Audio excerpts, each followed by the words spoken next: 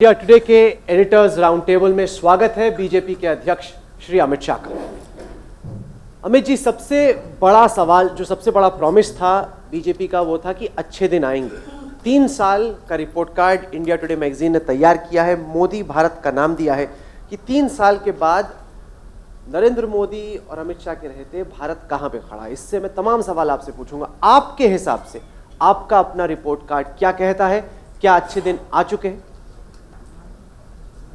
देखिए राहुल जी, कोई भी प्रयास होता है, वो प्रयास और प्रयास करने की ऑप्टिमम पॉसिबिलिटी होती है। दोनों इस हिसाब से नापनी चाहिए कि पहले आपको विरासत में क्या मिला है। अगर विरासत में बहुत बड़ा गड्ढा मिला है तो बहुत बड़ा समय गड्ढा भरने में जाएगा और बाद में बिल्डिंग बनाई जाएगी। हमें जो विरासत में मिला था 10 साल के यूपीए शासन के बाद, वो इतनी बदहाली, इतनी अव्यवस्था, इतनी अराजकता और हर प्रकार से हर सेक्टर में नीचे गिरता हुआ ग्राफ हमें मिला था। तो 3 साल भारतीय जनता पार्टी की सरकार के, नरेंद्र भाई के प्रधानमंत्री बनने के बाद जो 26 तारीख को समाप्त हो गए, इसका एक बहुत बड़ा समय तो वो रिपेयरिंग में गया है। फिर भी मैं आपको बता देता हूं कि जब नरेंद्र भाई को एनडीए के सांसदों ने अपना नेता चुना, उस वक्त नरेंद्र भाई ने भाषण दिया था पार्लियामेंट के सेंट्रल हॉल में। उसमें उन्होंने कहा था कि बनने वाली सरकार, भाजपा की सरकार, एनडीए की सरकार एक गरीबों की सरकार होगी, किसानों की सरकार होगी, मजदूरों, महिलाओं और दलितों, पिछड़ों की सरकार होगी। उसके कल्याण को सरकार समर्पित रहेगी। दूसरा, उन्होंने कहा था कि मेरी सरकार कभी भी इस प्रकार के आरोपों में नहीं गिरेगी जो भ्रष्टाचार के आरोप होंगे, कपड़े घोटाले के आरोप होंगे। तीसरा, उन्होंने कहा था कि हम भारत के सम्मान को दुनिया में उच्चतम स्तर पर ले जाने का प्रयास करेंगे और सफल प्रयास करेंगे। अब 3 साल का समय कोई कम समय नहीं होता है, बहुत बड़ा समय है। और 3 साल में पीछे मुड़कर देखते हैं तो तीनों बातों पर सरकार कहां पर खड़ी है, इसका एनालिसिस करना चाहिए। आप इसको सेक्टर वाइज कर सकते हो, अलग अलग तरीके से कर सकते हो, मगर मैंने ये 3 लिंब बताए, लिंब पर सरकार का काम आगे बढ़ा है। जहां तक गरीबों का सवाल है, आज देश का हर गरीब ये मानता है कि नरेंद्र मोदी सरकार उनकी सरकार है। और एक बार बार कोई मैगजीन लिख दे, कोई टीवी चैनल दिखा दे, उसके भी बहुत महत्व होते हैं, मगर लोकतंत्र में सबसे बड़ा सर्टिफिकेट जनादेश का होता है। 3 साल की सरकार चलाने के बाद जो बार बार जनादेश भारतीय जनता पार्टी को मिल रहा है, वो ही बताता है कि देश का गरीब ये बात मान चुका है कि सरकार उनके हितों को, उनके डेवलपमेंट को समर्पित सरकार है। मैं बताना चाहता हूं, इस देश में 60-70 साल की आजादी के बाद 60% लोग ऐसे थे जिनके घर में एक भी बैंक अकाउंट नहीं था। आज जन धन योजना के बाद 3 साल के बाद हम बड़े फकर से कह सकते हैं कि 28 करोड़ से ज्यादा बैंक अकाउंट खोले गए हैं और देश में एक भी परिवार ऐसा नहीं है जिसके पास बैंक अकाउंट। बैंक अकाउंट से मतलब टीका टिप्पणियां होती है, मगर बैंक अकाउंट से मतलब है देश के गरीब को हमने देश के अर्थतंत्र के साथ जोड़ा है।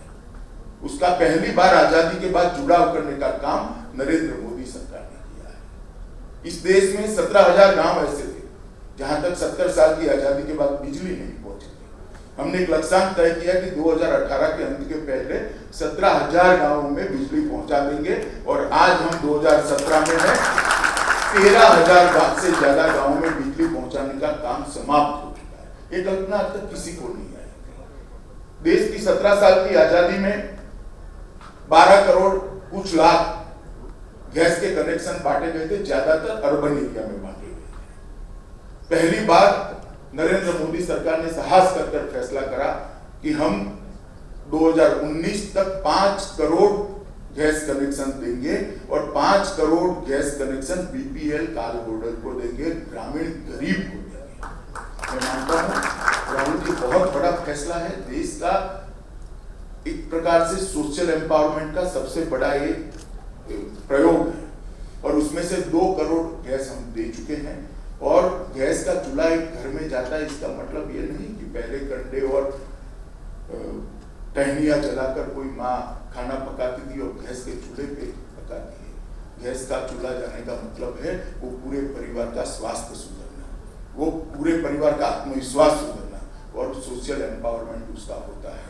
एक माँ, गरीब माँ खाना पकाते वक्त 400 सिगरेट जितना धुआं अपने फेफड़े के अंदर हर रोज बात करती है, जबकि उसको कोई बुरी आदत नहीं है। एक बच्चा जिसका जीवन शुरू ही धुएं में होता है, तो गरीब की झोंपड़ी को धुआं मुक्त करने का काम भारतीय जनता पार्टी की सरकार ने अभी तो समाप्त नहीं हुआ है। इस देश में सबसे बड़ी समस्या थी जिस पर किसी का ध्यान ही नहीं गया था कि देश में बहुत सारे परिवार ऐसे हैं जहां पर शौचालय नहीं है, टॉयलेट्स नहीं है। इसको कोई समस्या ही नहीं मानता था, न इसके लिए कभी काम होता था। विज्ञान भवन में कॉन्फ्रेंस कर सारे के सारे बैठे रहते थे, जमीन पर परिणाम नहीं दिखता था। नरेंद्र मोदी सरकार ने, नरेंद्र मोदी ने एक स्वच्छता का अभियान छेड़कर देश में 4.5 करोड़ गरीबों के घर में टॉयलेट बनाए। एक घर में टॉयलेट बनाने का मतलब आंकड़े नहीं है। एक 15-16 साल की बच्ची सुबह सुबह खुले में शौच क्रिया करने के लिए टॉयलेट के बगैर खुले में वो उसको जाना पड़ता है, उसका सर शर्म से झुक जाता है। हजारों निगाहें उसको देखती, उसका आत्मविश्वास अरोध टूटता है। उसको अभी नागरिक बनना बाकी है, देश के विकास में अपना योगदान देना बाकी है, वो उसके लायक नहीं रहती है। 4.5 करोड़ घर में शौचालय बनाने के बाद हमने देश की करोड़ों बच्चियों को और करोड़ों महिलाओं को सम्मान से जीने का अधिकार दिया है। और मैं मानता हूं ये बहुत बड़ा काम हुआ है।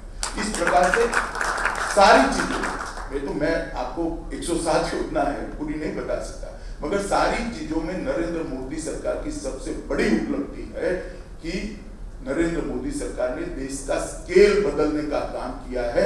अब यहाँ कोई छोटा नहीं सोचता है, बड़ा सोचने की शुरुआत हुई है और ये देश की जनता भी बड़ा सोचने की दिशा में आगे बढ़ी है। अमित शाह जी, आपने वो बातें रखी जो कि नरेंद्र मोदी सरकार के रिपोर्ट कार्ड में पॉजिटिव्स है। मैं कुछ सवाल उठाना चाहता हूं उन चीज़ों के बारे में जिसको लेके सवाल खड़े हुए 3 साल के काम को। सबसे बड़ा सवाल कहीं ना कहीं जॉब क्रिएशन को, रोजगार पैदा करने को लेके है। चुनाव के वक्त पे वादा हुआ था 2014 में कि 1 साल में 1 करोड़ जॉब्स क्रिएट होंगे। 2015-2016 की लेबर ब्यूरो की रिपोर्ट कहती है कि 1,35,000 नौकरियां मात्र क्रिएट हुई। देखिए, तो बहुत बड़ा फासला है। आपके जवाब के 2 हिस्से हैं। जो जिस रिपोर्ट को आप कोट कर रहे हैं उसमें इंफ्रास्ट्रक्चर, हाउसिंग और टूरिज्म तीनों को इंक्लूड नहीं करते। और भारतीय जनता पार्टी की मोदी सरकार ने तीनों सेक्टर में बहुत अच्छा काम, तीनों सेक्टर जिसके आंकड़े इसमें इंक्लूड नहीं हुए। मगर मैं एक अलग दृष्टि से आपको बात करना चाहता हूँ। 125 करोड़ के देश को कोई अगर ये मानता है कि जॉब देकर, नौकरियां देकर इस देश की बेरोजगारी दूर करेंगे, तो वो ये देश की समस्याओं को समझता नहीं है। 125 करोड़ के देश के बेरोजगारों को सिर्फ नौकरियां देकर बेरोजगारी दूर नहीं हो सकती। भारतीय जनता पार्टी की सरकार ने बहुत सारी ऐसी चीजें करी है जिससे स्वरोजगार नाम का एक नया एवेन्यू लोगों के सामने आया है और सफल रहा है। मैं आपको बताना चाहता हूँ, हमने स्किल इंडिया का काम किया, बच्चों की स्किल को बढ़ाने का काम किया, उनको अपने स्वरोजगार के लिए ताकतवर बनाने की एक बड़ी मुहिम थी। उसके बाद स्किल तो आ गई, पैसा नहीं है, कैसे अपना रोजगार करेंगे, तो मुद्रा बैंक योजना लेकर आए। मुद्रा बैंक योजना के अंदर हमने लगभग 7 करोड़ लोगों को, 7 करोड़ से ज्यादा लोगों को 10,000 से लेकर 10 लाख तक की loan without any guarantee, without any guarantor देने का काम किया है। पहली बार बैंकों के नेशनलाइजेशन के बाद बैंक के दरवाजे किसी हज्जाम के बेटे के लिए खुले हैं, किसी कारपेंटर के बेटे के लिए। 10,000 से 10 लाख का लोन शायद लुटियन में बैठने वालों को बड़ा न दिखता, मगर एक बच्ची ब्यूटी पार्लर का कोर्स कर बाहर आती है स्किल डेवलपमेंट के अंदर, और वो एक अपना छोटा सा ब्यूटी पार्लर टाउन के अंदर खोलना चाहती है, उसको 5 लाख का लोन मिल जाता है, उसकी रोजगारी चल पड़ती है। एक MBBS या आयुर्वेद का डॉक्टर आता है, उसके छोटी सी अपनी डिस्पेंसरी खोलनी है, दवाखाना खोलना है, उसको 10 लाख रुपया मिलता है, उसका जीवन आगे बढ़ जाता है। और राहुल जी, आप लोगों ने भी इस एनालिसिस में भी जाना पड़ेगा। जो कांग्रेस सरकार की परिपाटी थी, इसके हिसाब से आप अगर हमारे एनालिसिस करोगे तो ठीक नहीं कर पाओगे, क्योंकि वहां सोचने की मनाही थी, यहाँ शुरुआती सोच से होती है। सर मैं आपको बताता हूँ, आप जब एक रोजगारी के आंकड़े लेकर बैठते हो, तब रोजगारी के लिए सरकार ने कितने होलिस्टिक व्यू के साथ ये सरकार आगे बढ़ी है, उसको देखना पड़ेगा। मैं आपको IT सेक्टर का एग्जाम्पल देता हूँ। हर हफ्ते खबर आती है, इन्फोसिस, विप्रो, कॉग्निजेंट कितने हजार लोगों को निकालेगा। अमेरिकी राष्ट्रपति डोनाल्ड ट्रंप प्रोटेक्शनिज्म के तहत अमेरिकी जॉब्स को सुनिश्चित करने के लिए प्रेशर डाल रहे हैं। IT सेक्टर में लोगों की नौकरी ना जाए, आप क्या कैसे सुनिश्चित करेंगे? देखिए, ऐसा है सोमवार को कोई समस्या खड़ी होती है और मंगलवार को पूछोगे कि इसका क्या करोगे, ये तरीका नहीं है जी। अमेरिका ने एक फैसला करा, इसका रिपल्केशन आया है, इसको भी देखेंगे भाई, इस समय कैसे देखेंगे वो करेंगे।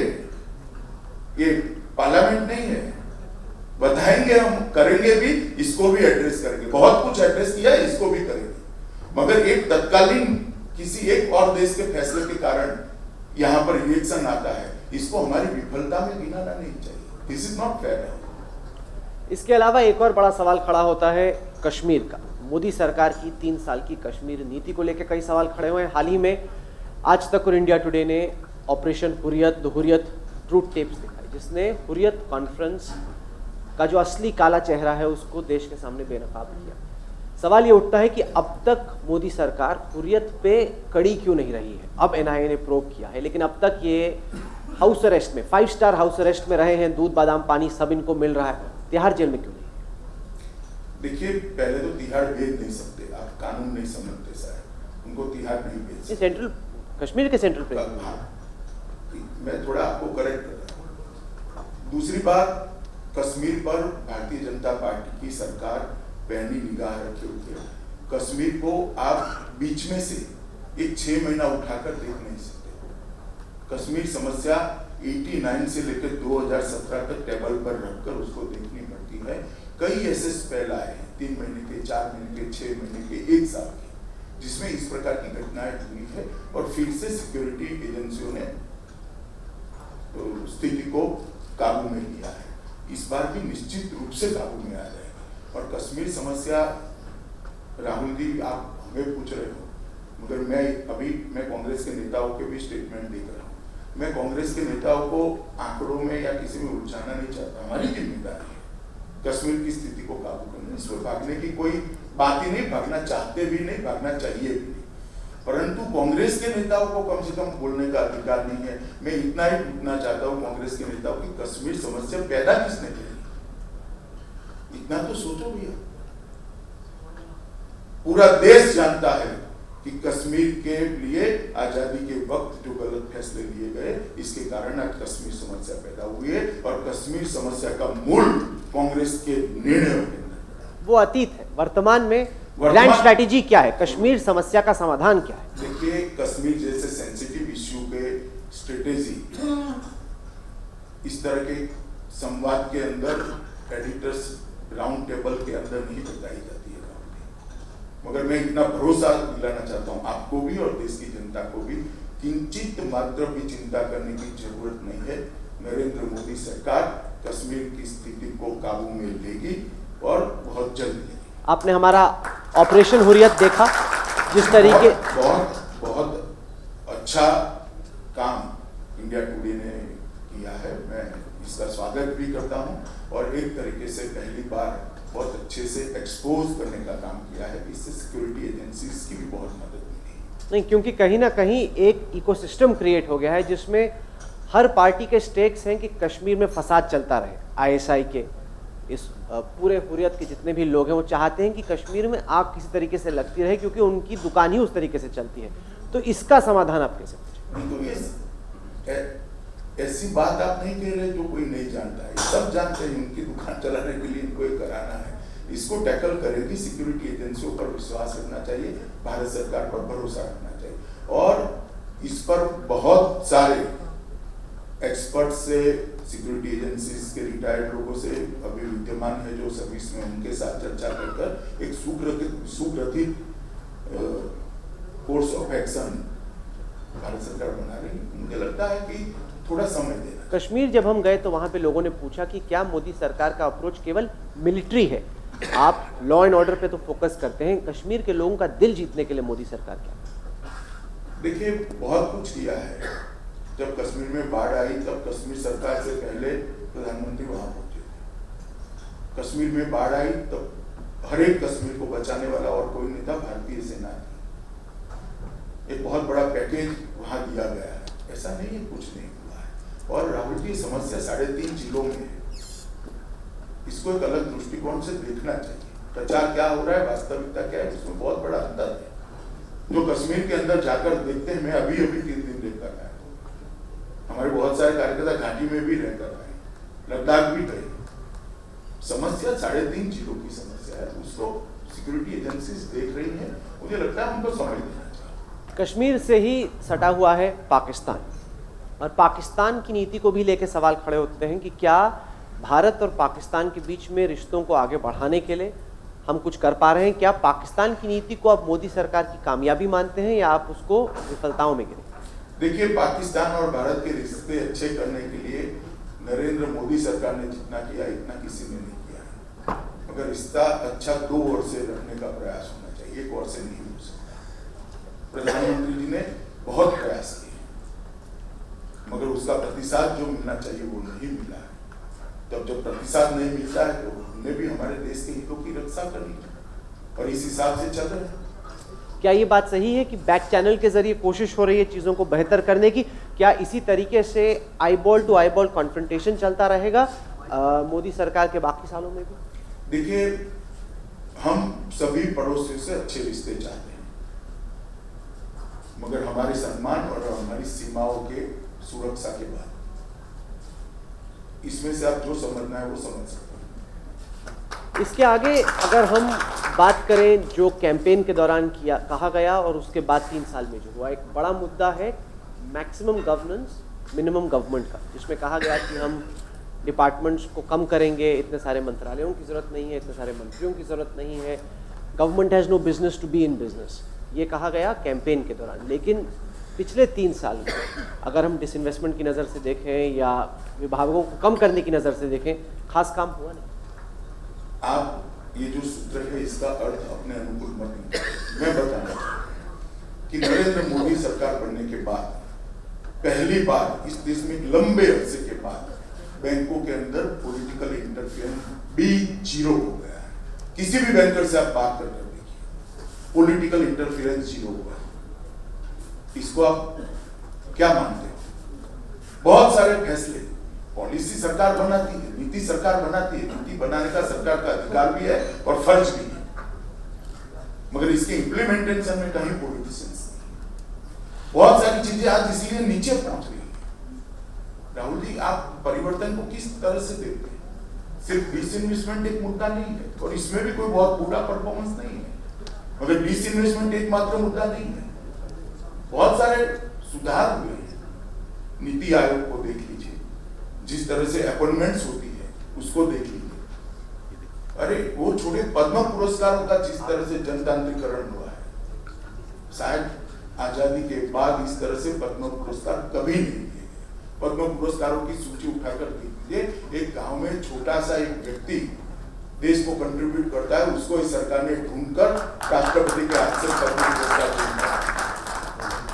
ऐसा नहीं है राहुल जी, 2 चीजें नुक से ढूंढ लेना बहुत सरल है, मगर बहुत कुछ अच्छा हुआ है और देश की जनता इसको जानती है। नहीं, क्योंकि ये बात भी तो कही थी सरकार मोदी जी ने कि government has no business of being in business. ये उन्हीं का, मैं तो उन्हीं का वादा उनको देना। ठीक है, अभी 2 साल बाकी है ना, आप धैर्य रखिए। तो आपको लगता है कि कोई बिग टिकट डिसइन्वेस्टमेंट जैसे एयर इंडिया, जिसकी नीति आयोग बात, मेरा तो काम है हेडलाइन निकालना। आप मेरा काम नहीं है हेडलाइन देना।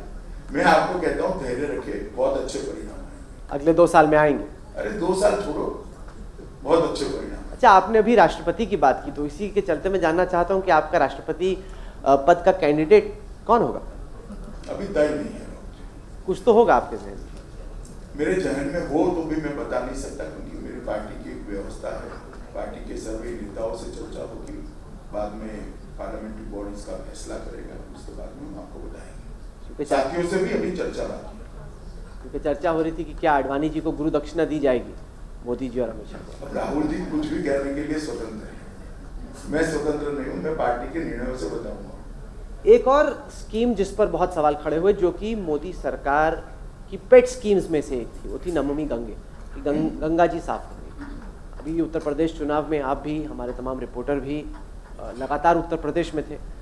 3 साल में गंगा जी तो साफ नहीं हुई। 2018 का आप ही का टारगेट था। उमा भारती जी से जब पहली दफ़ा इंटरव्यू हुआ उनका मंत्रालय मिलने के बाद, उन्होंने कहा कि नमामि गंगे पार्ट 1 2018 तक पूरा हो जाएगा। दूर दूर तक कोई सीन नहीं है 2018 तक पहला पार्ट पूरा हो। देखिए, जब उमा जी ने स्टेटमेंट किया उस वक्त उनको राज्य सरकारों के नॉन कोऑपरेशन की भनक नहीं थी। आपको भी मालूम है कि नीति विषयक निर्णय केंद्र सरकार कर सकती है। हमारे संविधान ने जिस फेडरल स्ट्रक्चर को स्वीकार किया है उसमें गंगा को ऊपर से देख लिया। 3 साल की बात करें, 3 साल में ये 2 महीना छोड़कर उत्तराखंड में हमारी सरकार नहीं थी, उत्तर प्रदेश में हमारी सरकार नहीं थी, बिहार में हमारी सरकार नहीं है, बंगाल में हमारी सरकार नहीं है। सिर्फ झारखंड का एक छोटा सा पेज हमारी सरकार में रहा। अब उत्तराखंड, उत्तर प्रदेश, झारखंड, ये तीनों राज्य भारतीय जनता पार्टी के शासित राज्य हैं। बहुत जल्दी से इस पर कार्यवाही शुरू होगी, क्योंकि केंद्र सरकार योजना बना सकती है, सुविधा दे सकती है, गाइडेंस दे सकती है, मगर उसका जमीन पर इम्प्लीमेंटेशन राज्य सरकारों में। चलिए, अब तो उत्तराखंड में आपकी सरकार है, उत्तर प्रदेश में भी आपकी प्रयास सरकार चालू है। हो अब आप गए। टारगेट, अब नया टारगेट बताइए। वो टारगेट ऐसे नहीं दिया जाता राहुल जी, मगर इस पर सरकार बनने के 2 महीने में दोनों राज्यों में 2-2 मीटिंगें केंद्र सरकार के साथ ऑलरेडी हो चुकी हैं और बहुत अच्छे तरीके से इसको हम टेक अप कर रहे हैं। तो कोई नया टारगेट नहीं है कि 2018 जहां पे पहले था, अब हम कम से कम 2020 तक। जब डिस्टर्ब होते हैं तब नया टारगेट बनाने में थोड़ी समय लगता है, मगर मैं आपको बताता हूँ कि गंदा पानी गंगा जी में न जाए, पॉल्यूटेड वाटर, इंडस्ट्री का पॉल्यूटेड वाटर न जाए, सब जगह पे शौचालय बन जाए, ये सारी चीजें अंततोगत्वा राज्य सरकार ही कर सकती है, क्योंकि स्टेट सब्जेक्ट में करती है। और आपको लग रहा है कि योगी सरकार और उत्तराखंड की आपकी नई सरकार पूरी मदद करेगी? पूरा उनको करना ही होगा, उनके पास विकल्प ही नहीं है, लेकिन क्या स्पीड से हो पाएगा? क्योंकि गंगा जी को क्लीन करना बीजेपी का बहुत बड़ा वादा है और उस पर लोग आपको जज भी कर रहे हैं। निश्चित रूप से दोनों सरकारें अच्छा काम करेंगी। आगे बढ़ते हैं हम लोग नक्सल समस्या की तरफ। वहाँ पर भी एक तरफ इंडिया टुडे मैगजीन में लिखा है कि इंफ्रास्ट्रक्चर को डेवलप करने की कोशिश चल रही है पहले से कहीं ज़्यादा, लेकिन हकीकत ये भी है कि नक्सली अभी भी हमारी जो सिक्योरिटी फोर्सेज हैं उन पर हमला कर रहे हैं और हमें चोट पहुँचा रहे हैं। राहुल जी, हम नक्सलियों के साथ लड़ रहे हैं, मैं ऐसा कंट्री कह रहा हूँ, मतलब हम दोनों नहीं। तो लड़ाई कोई ऐसी हो सकती है जिसमें एक ही ओर से गोली चलेगी? ऐसी लड़ाई कभी हो सकती है? हम उन पर आघात करेंगे और वो हम पर नहीं करेंगे। ठीक है, ये घटना हो गई, बहुत दुखदायक घटना है, इतने सारे जवानों को शहीद होना पड़ा, अपनी जान गंवानी पड़ी, वो परिवारों के प्रति और जवानों की शहीदगी पर भी मुझे गौरव भी है और परिवारों के प्रति संवेदना भी है। मगर भारतीय जनता पार्टी की सरकार ने, नरेंद्र मोदी सरकार ने नक्सलवाद को खत्म करने के लिए बहुत कड़ाई से काम किया है और एक सफल लड़ाई लड़ी है, जिसके परिणाम भी आए हैं और एक इसका दायरा सीमित होता जा रहा है। कोई टारगेट है जब आपके हिसाब से जितने भी पॉलिट ब्यूरो, जो मुश्किल है वहां पे आप कहते हैं कि टारगेट नहीं होता, जहां पे रखना है वहां पे आप टारगेट रख लेते हैं? टारगेट टॉयलेट बनाने के कर सकते हैं, उसमें टारगेट पूछो, मैं कह सकता हूँ 5 करोड़ गैस बांटने का टारगेट हो सकता है, 24 किलोमीटर हर रोज रोड बनाने का टारगेट हो सकता है, ओबीसी के कल्याण के लिए उसको संवैधानिक मान्यता देने का टारगेट हो सकता है, उपग्रहों की स्थिति, सैटेलाइट मतलब अंतरिक्ष की दुनिया में भारत को मजबूत करने का टारगेट हो सकता है। इक्का दुक्का 1-4 उपग्रह छोड़ते थे, एक साथ 104 उपग्रह छोड़कर आज ग्लोबल लीडर बनकर भारत उठ जाए, उसका उपसाह है, उसका टारगेट हो सकता है। नक्सलियों के साथ लड़ाई का टारगेट नहीं हो सकता। मैं जानना चाहता हूं इन्वेस्टमेंट को लेके सरकार जो कर रही है, एफडीआई की मात्रा पहले से बड़ी है, परसेंटेज के तौर पे बहुत जंप हुआ है। लेकिन अगर हम कॉर्पोरेट इन्वेस्टमेंट को देखते हैं कि कंपनियां भारत में कितना निवेश कर रही हैं, 2007-2008 में आंकड़ा 16% का था, इस वक्त आंकड़ा 10% का है। मोदी सरकार को माना जाता है कि प्रो बिजनेस फ्रेंडली है, लेकिन उसके बावजूद भी आप भारत की ही बड़ी कंपनियों को इतना आश्वासन या कॉन्फिडेंस नहीं दे पा रहे कि वो इंडिया में जितना पहले इन्वेस्ट करते थे आज भी करें। 10 साल की कांग्रेस की सरकार ने हमारी बैंकिंग सिस्टम को बिल्कुल चरमरा कर रख दिया। उसको रिपेयर करने में समय गया है।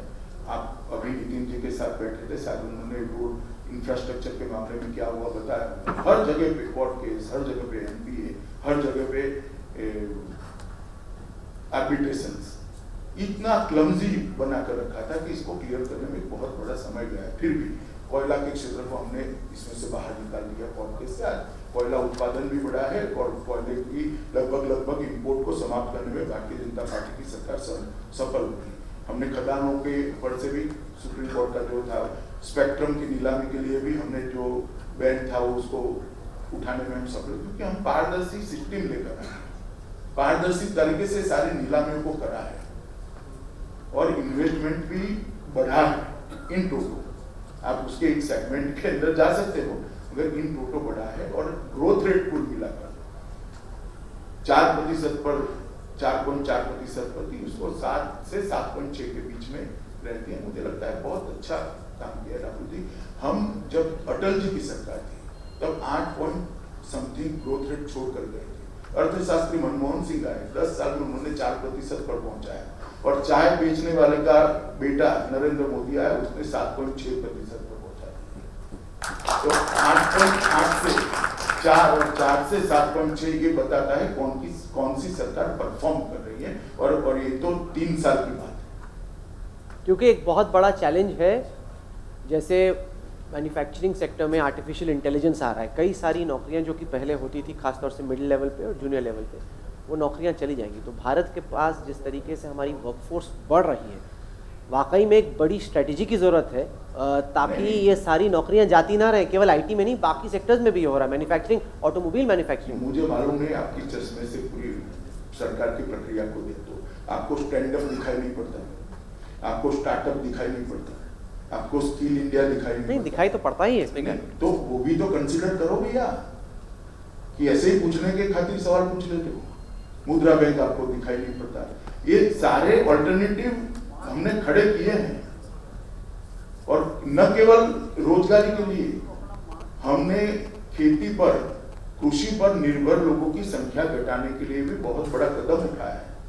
7 करोड़ लोग जो स्वरोजगार देंगे वो कृषि पर निर्भर थे।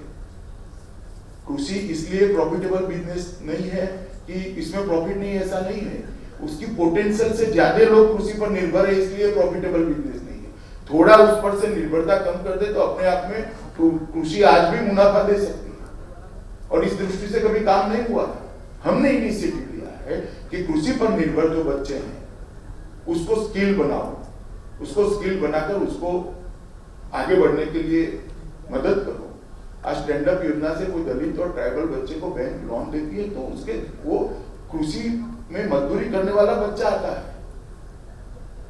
कोई हजाम की दुकान खोलता है, कारपेंटर की दुकान खोलता है, कोई चना मुमरा का ठेला लगा देता है, तो कृषि पर निर्भर लड़का एक अल्टरनेटिव रोजगारी में आता है। तो कृषि को भी मदद मिल रही है, रोजगारी का भी निर्माण हो रहा है। हमने अब तक चर्चा की मोदी सरकार के अलग अलग विभागों के 3 साल के काम के बारे में। आप बीजेपी के अध्यक्ष हैं, कुछ राजनीतिक सवाल भी इन 3 सालों पे करना चाहते हैं। इस वक्त सबसे ज़्यादा चर्चा तमिलनाडु को लेकर हो रही है, और अभी हाल ही में सुपरस्टार रजनीकांत ने एक बहुत बड़ा संकेत दिया राजनीति में आने का।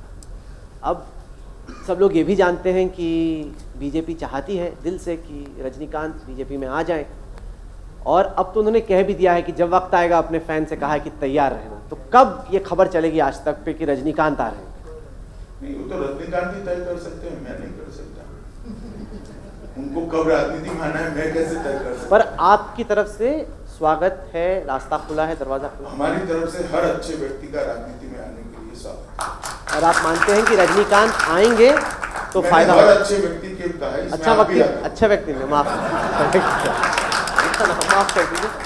हमारा राजनीति से दूर। नहीं, मैं मेरी ओर से आपसे सवाल फिर मैं आपसे कोई सवाल ही नहीं पूछ पाऊंगा, फिर तो कोई गड़बड़ हो जाएगी सारी। अरे नहीं, कोई और पूछ लेगा, राहुल क्यों नहीं। डरते हो यार?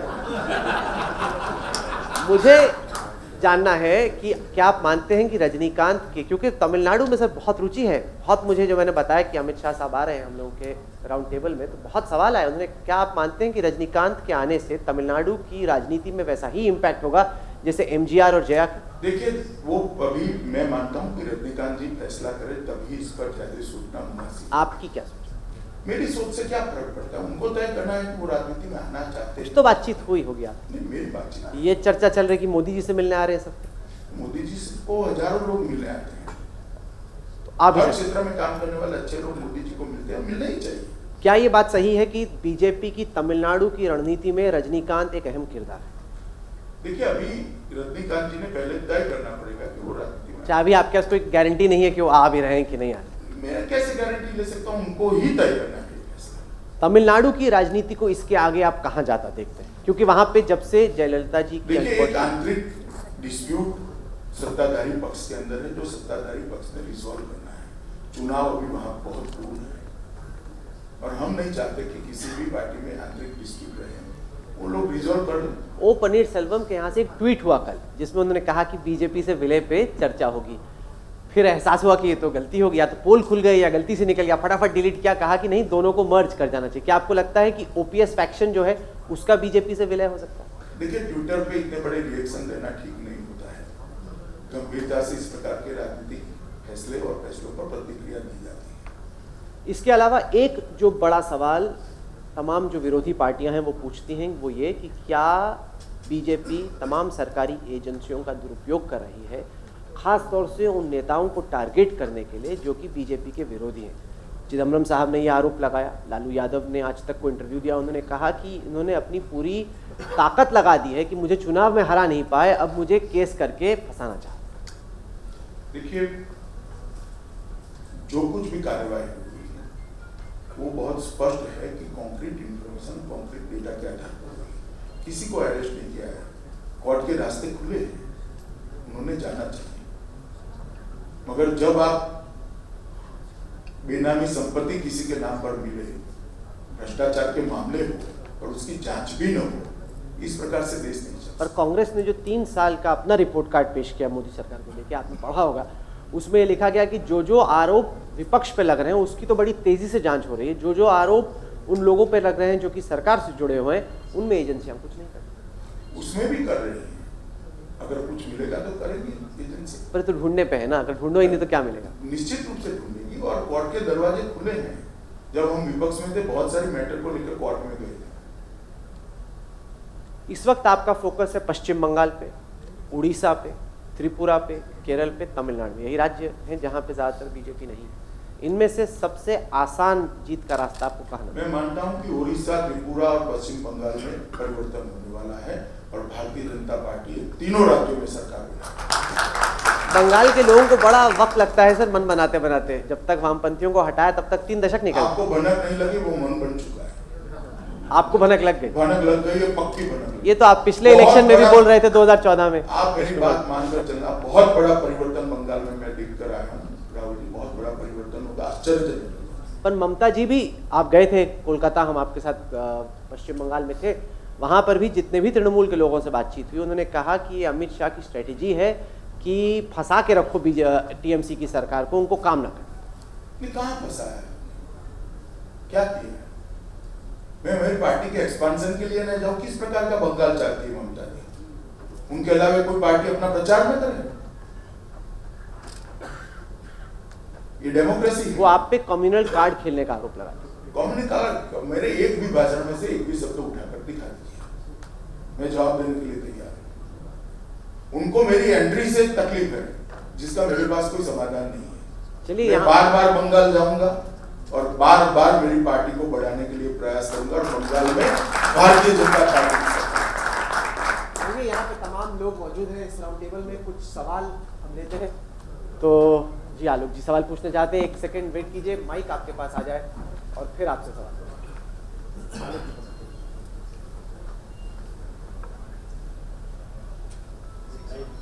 नमस्कार।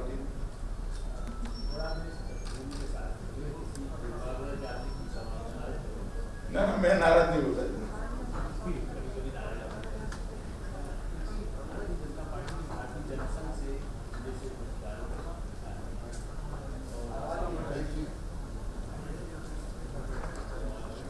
ये माइक शायद चल रही है, दूसरी माइक दीजिए।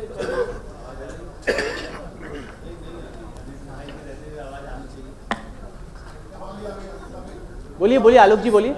नहीं, दूसरी माइक लाइए। मैं अपने सवाल को फिर से कह रहा हूँ कि भारतीय जनता पार्टी के पहले भारतीय जनसंघ के अटल जी के समय से जो अधिवेशन होते थे, बैठकें होती थी और सरकारें भी रही अटल जी के समय में, राज्यों में भी भारतीय जनता पार्टी की सरकार रही, जनसंघ की भी रही। तो एक उस पत्रकारिता के पृष्ठभूमि और राजनीतिक पृष्ठभूमि को देखते हुए क्या ऐसा 3 वर्षों में ऐसा क्या इसको कहते हैं जादू, प्यार या डर हुआ है कि असहमतियों के स्वर आपकी अपनी पार्टी के कहीं बाहर सामने नहीं आते? ये अब हम उस दूसरी पार्टियों की बात नहीं कर रहे हैं, कांग्रेस में भी ऐसा होता होगा, लेकिन कभी जगजीवन राम भी वहाँ थे, कभी शंकर दयाल शर्मा भी थे, उनमें भी कई लोग उस समय होता था ज़्यादा जो सामने आता था। आपकी पार्टी में भी कई बार ऐसी होती थी जो लगता था कि भाई ये असहमतियाँ हैं। ये जो बना है इससे एक भ्रम ये पैदा होता है कि साहब अमित भाई और नरेंद्र भाई की वजह से कोई बोलता नहीं है। इसके लिए मीडिया भी दोषी हो सकता है कि मीडिया पर भी ये आरोप आता है कि आप तो दिखाते नहीं हैं चूँकि अमित भाई ने डरा रखा है, जबकि मैं तो आपसे सवाल पूछ रहा हूँ। राहुल भी सवाल पूछते हैं कई बार। जी, अगर ये स्थिति आप जो कह रहे हैं तो वो अच्छी स्थिति है। पार्टी के आंतरिक जो अभिप्राय है वो आलोक जी को कहने के लिए नहीं होते, पार्टी के फोरम को कहने के लिए होते हैं। हमारी पार्टी में एक निश्चित फोरम है, फोरम में सब अपने अभिप्राय स्वतंत्रता से लिखते हैं, मगर आपको बताना बंद कर दिया वो सही है और वो अच्छा हुआ। पार्टी के इंटरनल डिस्प्यूट मीडिया में नहीं पड़ना चाहिए, डिस्प्यूट भी नहीं होते, अलग अभिप्राय तो सुनिए। अब आलोक जी बस, आलोक जी, आलोक एक समय नहीं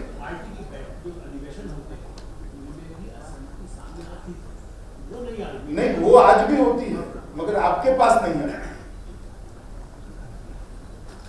अंजना।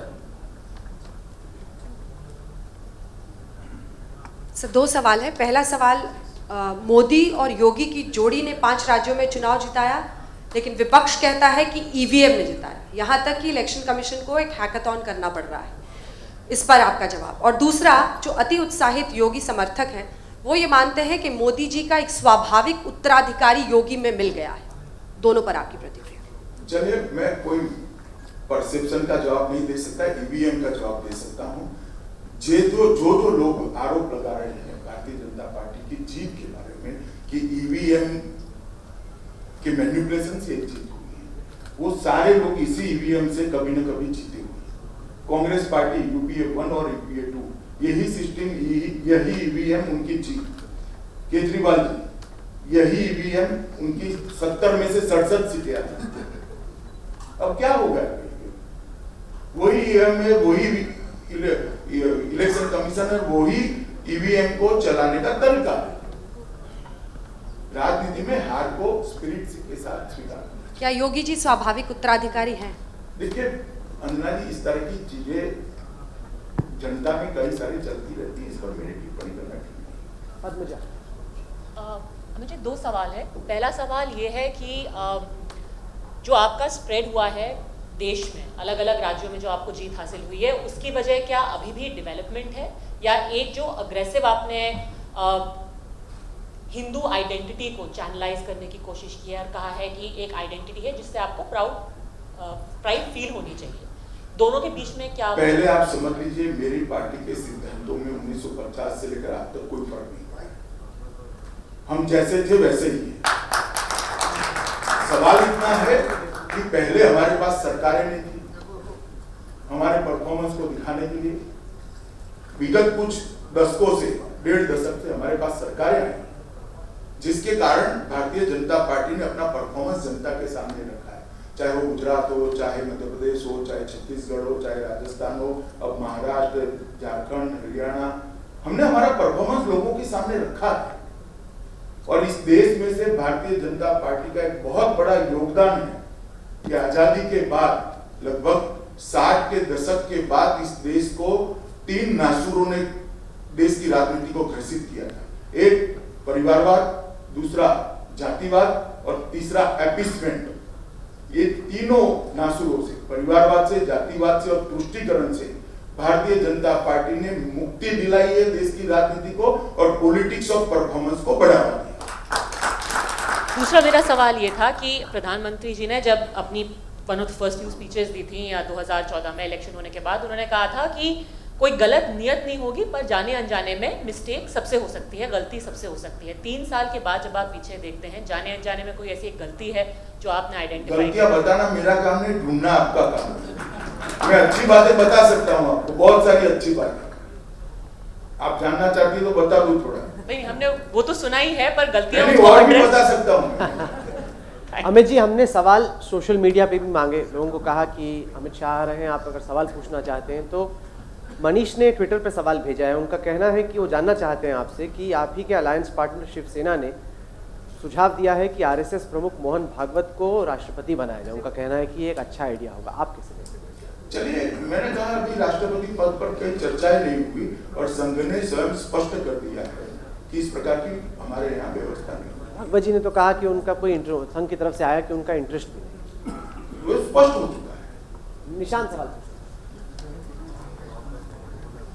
सर, मेरा सवाल है महागठबंधन को लेकर, जिसको लेकर कई बार इधर उधर की चीजें आती रहती हैं। बिहार में वो देखा गया और अब ऐसा लगता है कि राष्ट्रपति का जो चुनाव हो रहा है उसमें भी एक अटेम्प्ट किया जा रहा है। ये बीजेपी के लिए कोई चैलेंज है या नहीं?